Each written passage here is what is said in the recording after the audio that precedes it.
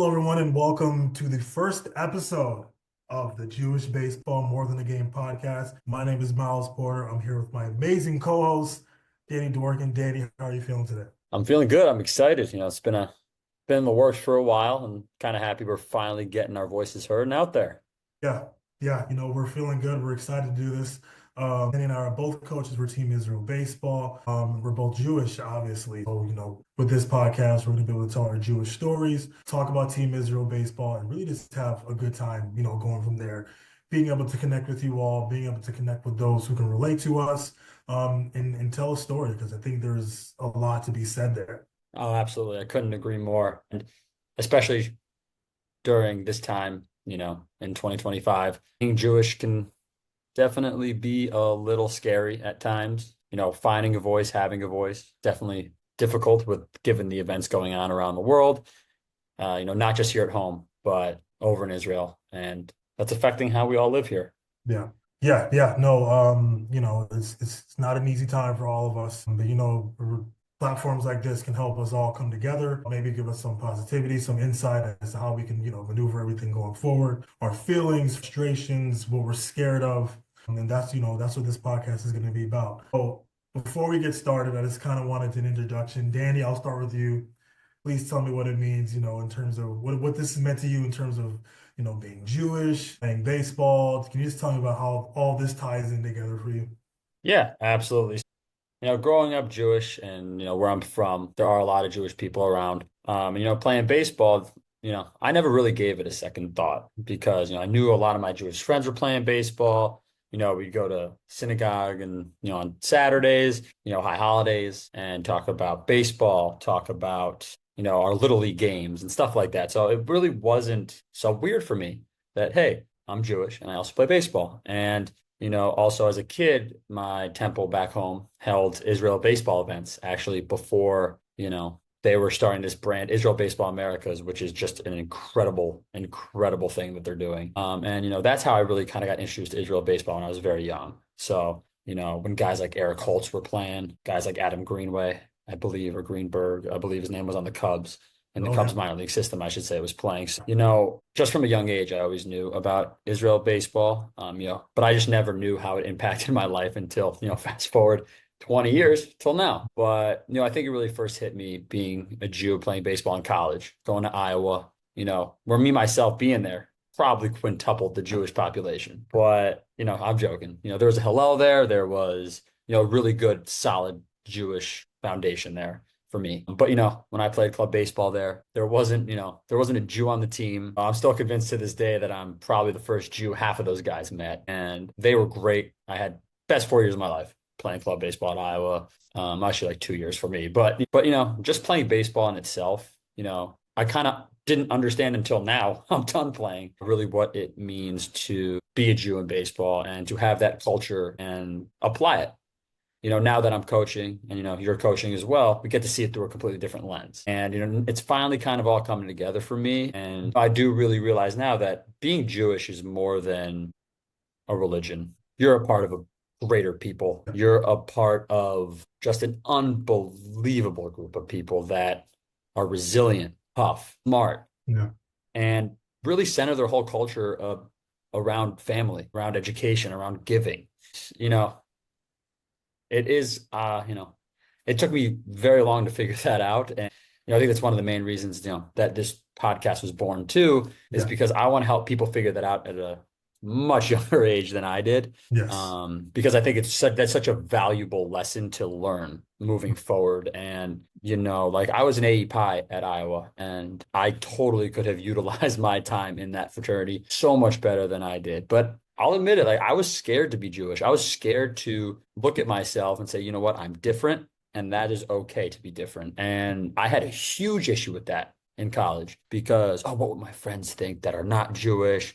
Or, how would I be perceived by people who aren't Jewish, especially in Iowa, where again, the percentage is probably less than one. So, I have a lot of regrets about kind of losing my faith and losing myself in college. And, Yeah. those 4 years I can never get back. That's the one thing you can't get back is time. And I think, that's a big motivator for me is to help, the youth now realize, and even maybe some older folks who haven't realized it yet, that It's completely opposite. It's more than okay to be Jewish. You should be proud to be Jewish.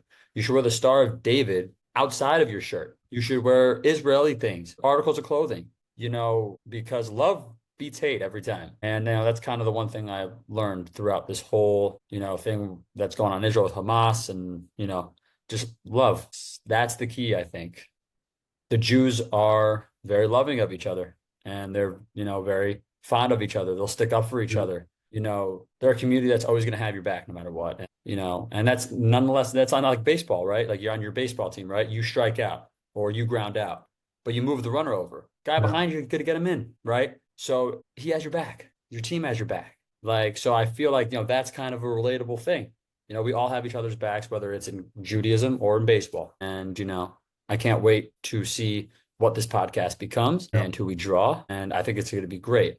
Now, I'm going to stop talking. So now, Miles, because I think you have probably the most interesting backstory Yeah. ever that I've ever heard that you've ever told me. So without further ado, can you please explain to the people out there what it is like for you to be Jewish and play baseball and what it was like for you to grow up being Jewish and playing baseball? Yeah, yeah. So, it's been such a huge part of my life. And so for me, I was adopted at birth, right, into a Jewish family. And so, not speaking for all adoptees, but for a good amount of, a good bunch of us, it is easy for us to kind of be in a room and know that, we might be a little bit different from others. I have a white mother who's from Highland Park, Illinois, very Jewish, like extremely Jewish. That is almost as Jewish as it gets. Highland Park, oy vey. And then you got my pops, right? He's from the west side of Chicago. He's from the hood. And so I grew up with these different cultures, right? But I never really knew where I fit in. And so my mom, being the amazing woman she is, when she sort of explained to me what being Jewish meant is when I was younger, it was one of the first things that I identified with. It was one of the first communities where I felt like I really fit in, and there was it didn't really matter the color of my skin because the truth is, yeah, growing up, being one of the only black kids in your family, you look around and you're like, ooh, do I belong here? Am I supposed to be here? Should I become close to my like, are they gonna accept me? Things that I really, really struggled with, being dark skinned, all these things, man. And so being Jewish is one of the first things that kind of gave me a sense of belonging, where it's like, hey, here's a community, here's our morals, here's what we stand for, and that meant the world to me. And then obviously, you have baseball, which is my heart and soul. I grew up in Lakeview before moving to Evanston, block away from Wrigley. Here I am here today, coaching baseball, still playing at a high level, and just for all this to kind of come together, two things that are such an important part of me, baseball being one of the most important things in my life. Doesn't matter what skin color you are. It doesn't matter. We're all wearing the same jersey. We're all trying to go out there and compete and win a game. And so when I learned about Team Israel, maybe I don't know, maybe like 3, 4 years ago, when I had first met Mitch Glasser, who we're gonna have on in the very near future.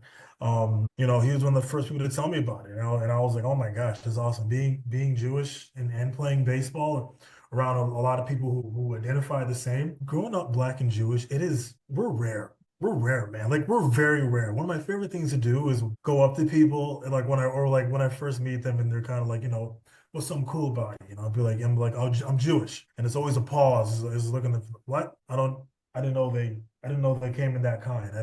Is the chocolate version. I didn't know they made these. And so, there's all kinds. There's Hispanic Jews, there's the Asian Jews. You go to Israel, you Ethiopian Jews. And so it's just one of my missions is like to sort of give people a different perspective of like Jews come in all kinds of different colors, shapes, sizes. There's no one set form of how a Jew looks. And so for me, that's one of the most important things to just, that I'm looking forward to people getting out of this podcast when, I talk about different stories that I'll reveal, as the show progresses and as we have more episodes. It ain't easy growing up black, let alone black and Jewish, but it's something that I'm so proud of, and I know I'm not the only one out there. I know quite a handful. We're like a little group. We try to get together, and I met quite a few on both my birthright trips. And so yeah, I'm hoping that there's something that people can take away from this and hear my story, and I hope it inspires them. That's what I'm hoping that they can take away from this. Yeah, I mean, absolutely. No, both want to try, and be those voices for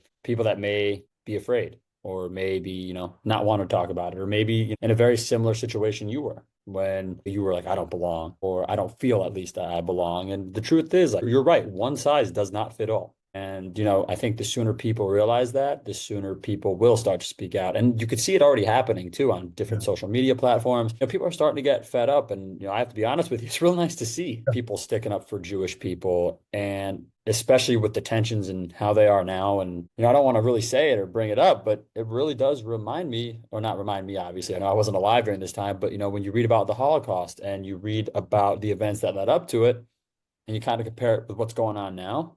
Yeah. And I think that was hard to come to terms with. I always kind of knew that there was anti-Semitism in the world, but I never knew what Yeah.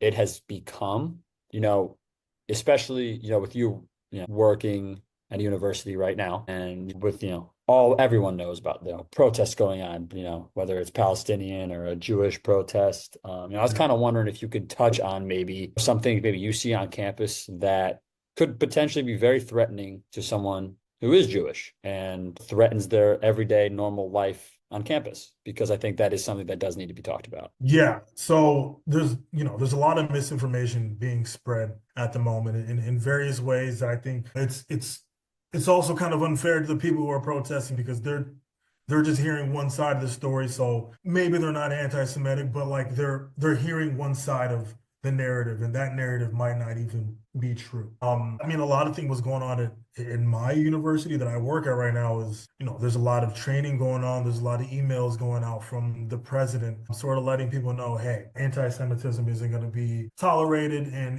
you're not going to, show any hate towards the other side either. And so I think it's pretty fortunate with the university that I work at. It hasn't been too violent, but I'm seeing video. I mean, I don't know, I think this was like last year where I'm seeing videos of students who are getting blocked from going to class, or faculty being locked inside of their buildings because of protests going on. That to me is just absolutely heartbreaking. God forbid that ever happens to me. I love working in higher ed. I work in an MBA program. It's just I love it. You're also talking to someone who, school wasn't all that easy for me back in my youth, but I get to high school and college, and then it was just flip of the switch, honestly. And so it's just I think misinformation kind of mixed in with the anti-Semitism is what can be very, very dangerous, because it's almost like adding fuel to it's already a giant fire, right?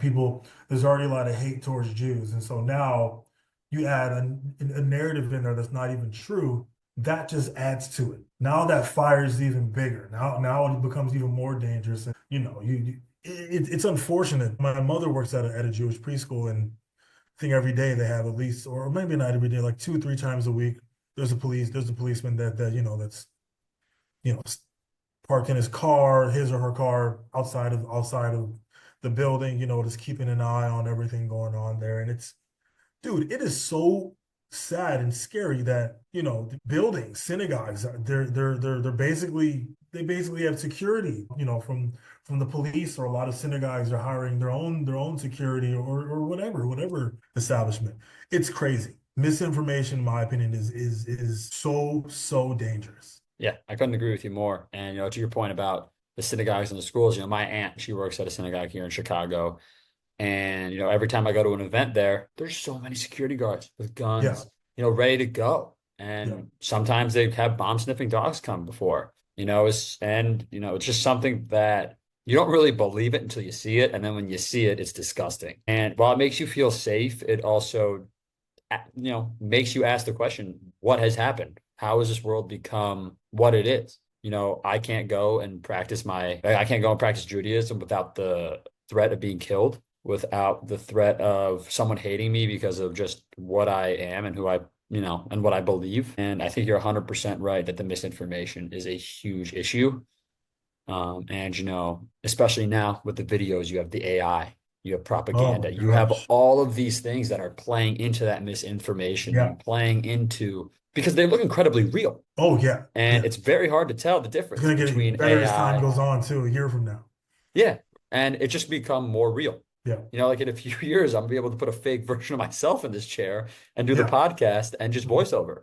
Like I'm not even gonna be sitting here. Won't be as cool. So You. maybe it might be cooler. We'll see. But no, and I think that's also a real problem is the also media. Like these media outlets, the wording that they choose to use is Yeah. just I would get perplexed by it every time I read it. I read it 100 times a day, and it never ceases to amaze me. And maybe that's just my good nature of hoping one day maybe tides will change. But we're gonna fight the good fight. We're Yeah. gonna keep our voices loud. We're gonna keep talking because that's the most important thing. And I think just to switch lanes really quick back to the baseball aspect of it. Yeah. I think for me, Mitch Glasser, who you mentioned, we're gonna have on very soon. He really kind of opened my eyes and Nate Fish, by the way, too.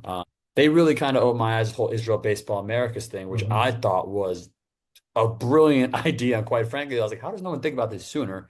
And, just so for our viewers out there who don't know what Israel Baseball America is, it's a program that Israel Baseball has in America. And it's really here to, Miles, correct me if I'm wrong, but to put more players in their database for the Israeli national team because they need them and they want them. And you can never have the good old saying, you can never have too many starting pitching, right? You can never have that. You can never have too many guys who are really good at baseball that you can just pick from. And I think their initiative is awesome. They're spreading awareness about not only being Jewish, but being an athlete, surrounding yourselves with people who are like you and people who come from the same background. You were saying before, like, one size doesn't fit all. Where baseball is a microcosm of life where, like you said before, like it doesn't matter what race you are. You go out there and you play the same game. You have to feel the same ball. You have to throw the same ball. You have to hit the same ball. You know what? It's just like Judaism too. It doesn't matter what race you are. It doesn't matter where you come from. You're all one of us. You're all stuck in this huge family Yeah. and you pray the same. Obviously there's Orthodox, Reform, and Conservative, but at the end of the day, you know what? You're Jewish and you always have a home and you're always going to have a home. Like when you mix baseball in with that and you have that culture and those guys who understand baseball and Judaism as well, and you mesh those together, my God, is it amazing? Yeah, I mean, it makes me so proud, even with the ball players that we're seeing today. And even the past ball players, Alex Bregman, one of my favorite third basemen. I mean, okay, so him and Nolan Arenado I, currently are my favorite third base. You can put Manny Machado in there. I got a bone to pick with Bregman on the Astros, but I'll talk to him.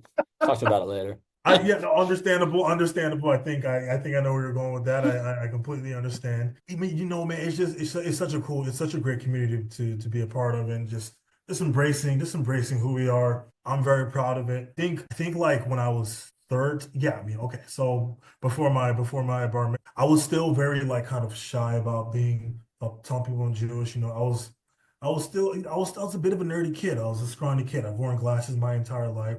So I was a nerdy, scrawny kid with the glasses. And so, what, I was gonna tell people I'm Jewish too. Yeah, right.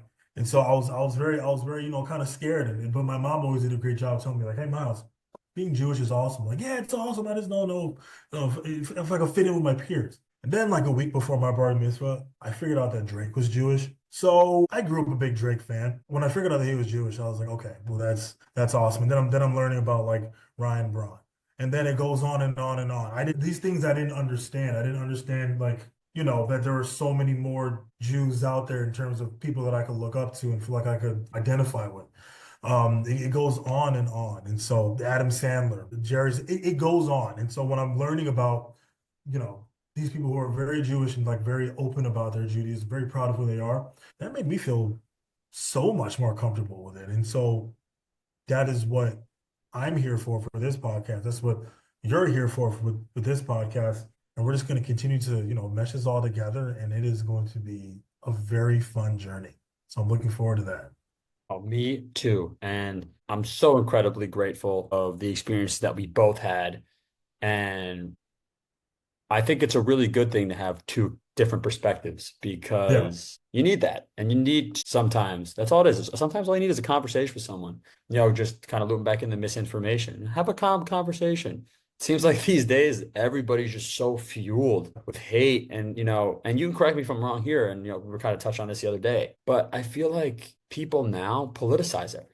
And it's, Yeah. an unfortunate thing. It's like, people are dying. people were senselessly murdered. Babies were beaten to death. And all we talk about is politics. All we talk about is pointing fingers. War is a It's, terrible thing. yeah, And I think that people need to just be more empathic and more understanding of each other's viewpoints of, we're like, just where other people are coming from. Because I think that's such a valuable tool that it seems nobody has or nobody tries. And it's unfortunate because when you stop talking, bad things happen. And when you start blaming other people or when you start just being so aggressive that nobody wants to talk, right. that's very dangerous. And I think, one of the goals of the podcast as well is to ease the tension and to make people understand that it's okay and it's encouraged to have conversations and you could agree to disagree on things. And that's also what we want to try to promote here is that a little empathy, a little respect. As a kid growing up, my parents always taught me it costs nothing to be nice. It's free. And I think about that oftentimes as something as simple as holding the door. Something as simple as just listening to somebody, is something that's really lost today, Yeah. like, especially as a Jewish person, I would love to go up to people and tell my story and tell, them what being Jewish is and means. But I don't know the reaction I'm going to get. Who does? Yeah. But I think that's why we need to have this podcast. I think that's why Israel Baseball America, honestly, is so great for the Jewish community here because it shows that no matter if it's a sport, we're still a family. No matter if it's right, we're all still family. And just this weekend, we were actually, coaching a showcase. And at the end, one of the other coaches there, he, said something that really resonated with me. And he said, because they were high school guys. Let me clarify. I did not clarify that. They were high school guys at the showcase. And he said, you guys now all know each other. You all know you're Jewish. So when Yeah. you go to tournaments and see each other, when you see each other have success later on, you'll know that you're Jewish. And Hmm. you'll always have that with you. And that is something you can never take away. And he was 100% right. And I was like, how could I never have figured that out?